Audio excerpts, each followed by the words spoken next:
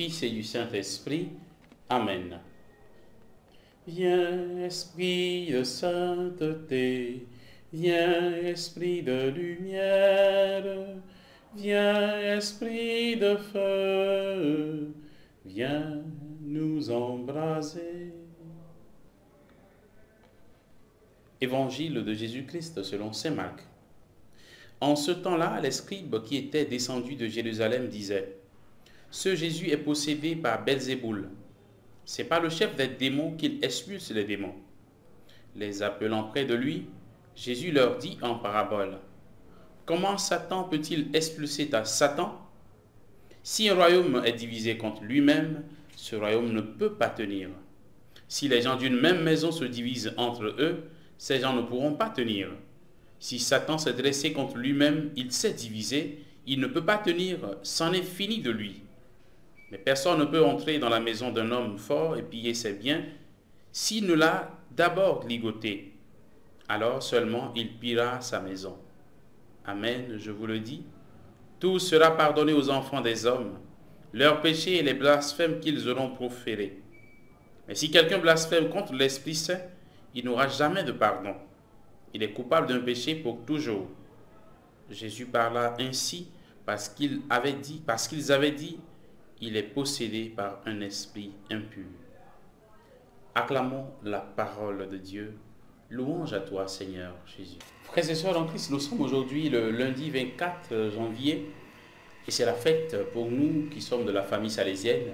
C'est la fête de Saint François de Sales.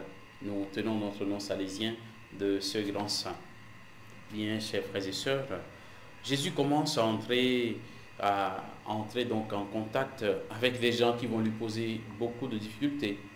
Il va rencontrer ces difficultés avec ceux qui sont avec lui, pas ses disciples directement, mais ces pharisiens qui le guettent.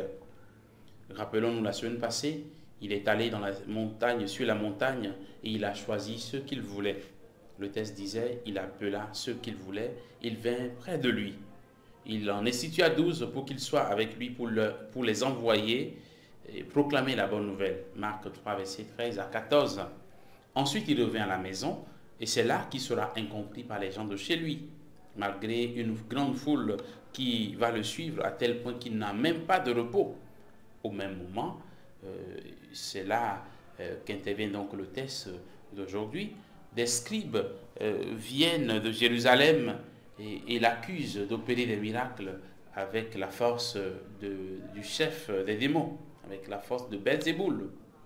Jésus va parler pour répondre à ces accusations.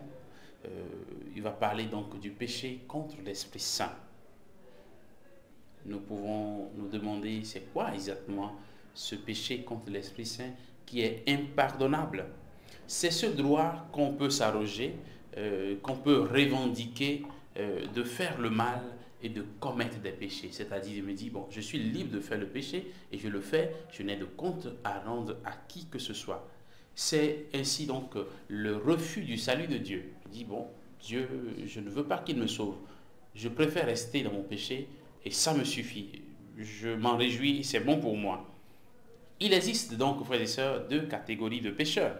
La première catégorie est constituée de ceux qui pêchent régulièrement et continuent de faire des efforts pour lutter contre leurs péchés. Ils regrettent les péchés qu'ils commettent, ils font l'expérience de la contrition, c'est-à-dire qu'ils souffrent pour le péché et les péchés qu'ils ont commis et ils prennent l'engagement, la résolution de ne pas y retourner. Ceux-là se rapprochent du sacrement de la réconciliation et reçoivent le pardon de Dieu. Mais la deuxième catégorie est constituée de ceux qui s'obstinent dans le péché et dans le mal. Ils refusent d'être pardonnés parce qu'ils ne savent pas pourquoi il faut leur pardonner ce qu'ils font allègrement. Ils disent qu'ils ne sont pas dans le mal, donc ils n'ont pas besoin de ce pardon. C'est par exemple ceux qui pensent qu'ils n'ont pas besoin du pardon de Dieu parce qu'ils pensent qu'ils n'ont rien fait de mal. Donc, pas besoin de pardon. Ils trouvent des raisons donc pour tenter de justifier les péchés qu'ils ont commis. Nous devons donc faire attention pour ne pas tomber dans cette deuxième catégorie de pécheurs. Il arrive souvent qu'on reste longtemps dans le péché en refusant de venir au sacrement de la réconciliation. Cela arrive à beaucoup de chrétiens.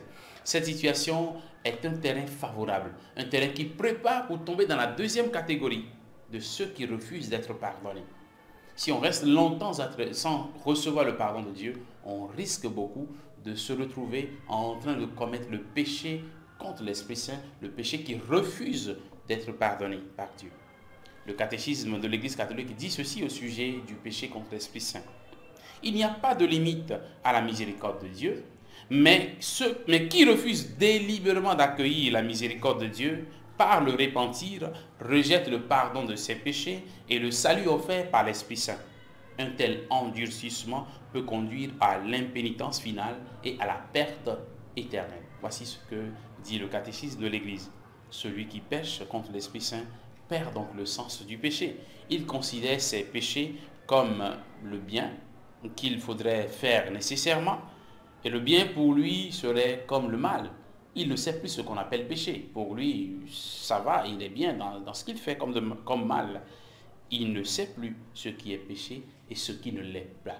Et ce qui ne l'est pas, pardon. Demandons au Seigneur cette grâce de reconnaître nos péchés, de reconnaître sa miséricorde et de demander pardon quand nous sommes en péché, quand nous sommes dans le péché.